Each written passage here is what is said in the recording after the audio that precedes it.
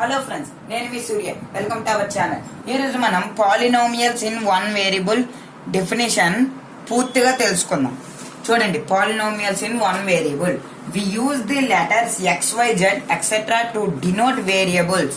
మనం పాలినోమియల్స్ లో XYZ అంటే ABCDలు అవన్నీ లెటర్స్ అన్ని వేరియబుల్స్ డినోట్ చేయడానికి యూజ్ చేస్తాం.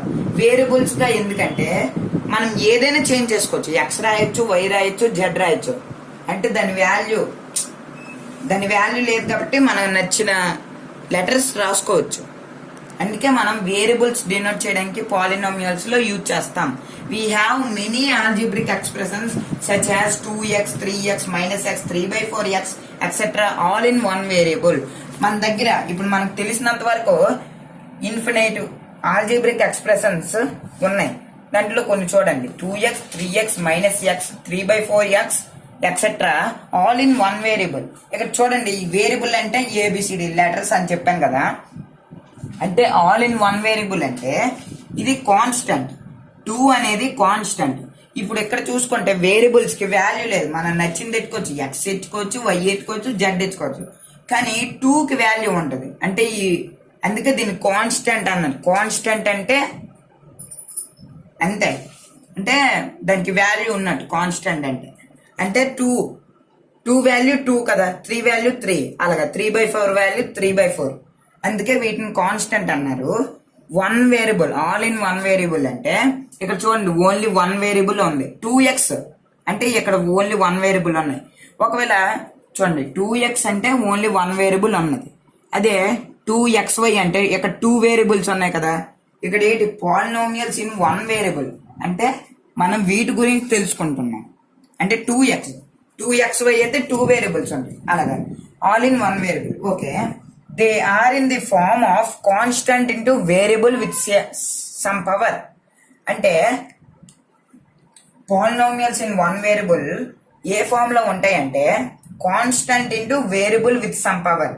అంటే కాన్స్టెంట్ అని చెప్పాను కదా, నెంబర్స్ 2, 3, 4, 1, 2, 3, 4 అవన్నీ. వేరియబుల్స్ అంటే XYZ అవి. అంటే కాన్స్టెంట్ ఇంటూ ఒక నెంబర్, ఏదో ఒక number into variable with some power. Variable with some power అంటే వేరియబుల్ ఇది అనుకోండి X, సమ్ పవర్ అంటే ఇది కదా, ఎక్స్పోనెంట్ 2x². ఇది కూడా పాలినోమియల్ ఇన్ వన్ వేరియబుల్ అంటే వన్ వేరియబుల్ అని. అదే ఒకవేళ 2xy² అన్నారు అనుకో, ఇది పాలినోమియల్ ఇన్ 2 వేరియబుల్ అవుతుంది. అందుకే ఇది polynomial in one variable. Okay, next suppose A polynomial 4x. చూసారు కదా, 4x ఒక పాలినోమియల్ 4x తీసుకోండి. Here 4 is constant. ఈ 4 కాన్స్టెంట్, దీనికి వాల్యూ ఉంది. 4 వాల్యూ ఏంటి అంటే మనం 4 అని చెప్తాం. And x is a variable. ఇక్కడ చూడండి, అంటే 4x కదా, 4 కాన్స్టెంట్, x వేరియబుల్. ఇప్పుడు ఇక్కడ చూడండి, 5x - 3 అని ఉంది. ఈ x వేరియబుల్, ఇది కాన్స్టెంట్ అని మనందరికీ తెలుసు. ఇప్పుడు 5 అంటే x ముందు ఒక వేరియబుల్ ముందు ఉన్న ఒక కాన్స్టెంట్ ని ఏమంటారంటే కోఎఫిషియంట్ అని అంటారు. దేనికి కోఎఫిషియంట్ అంటే x కోఎఫిషియంట్. ఇప్పుడు x వేరియబుల్, 3 కాన్స్టెంట్ అంటే దీని పక్కనే వేరియబుల్ లేదు, ఇది కాన్స్టెంట్. దీన్ని కోఎఫిషియంట్ ఆఫ్ x అంటారు. అంటే ఈ కాన్స్టెంట్ ని కోఎఫిషియంట్ ఆఫ్, దేని కోఎఫిషియంట్ అంటే x కి. Okay, we use many algebraic expressions like x², y², z², 2x + 1, x³ + 3x² - 4x + 5.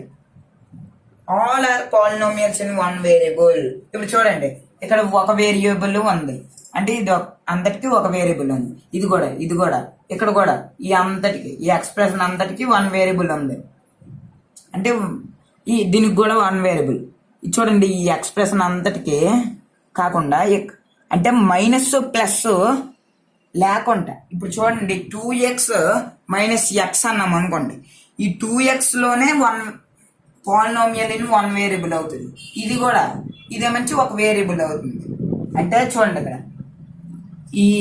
ఈ పాలినోమియల్ ఇన్ వన్ వేరియబుల్ అవుతుంది, ఎందుకంటే ఒక వేరియబుల్ ఉంది. ఇది కూడా పాలినోమియల్ ఇన్ వన్ వేరియబుల్ అంటే మైనస్ ప్లస్ ఉంటే అయినా అవుతుంది. ఇది కూడా చూడండి. ఓకే, చూసారు కదా friends, polynomial in one variable definition ఎలా తెలుసుకున్నామో. ఈ వీడియో మీకు నచ్చినట్లయితే సబ్స్క్రైబ్ చేయండి.